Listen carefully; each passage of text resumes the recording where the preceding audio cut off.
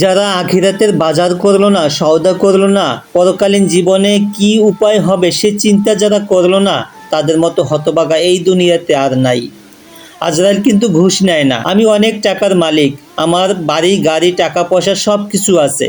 যদি আজরাইলকে বলি আমার গাড়িটা নিয়ে যাও আর কয়েকটা দিন সময় দাও, আজরাইল কি আমার কথা মানবে? মানবে না। মৃত্যুর কথা যে মানুষ দিনে 5 বার স্মরণ করে সে কোনো ভুল কাজ করতে পারে না। একবার স্মরণ করে দেখেন আপনি মরে গেলে সাথে কি নিয়ে যাবেন? কিছুই না। অথচ আপনি মরার পরে আপনার সম্পদ ভাগাভাগি করতে সবাই ব্যস্ত হয়ে পড়বে। মৃত্যুর কথা যখন স্মরণ হয় নিজেকে খুব অপরাধী মনে হয়। আজরাইলের সামনে কি জবাব দিব? কি বলবো সেদিন? কি বলার আছে আমার?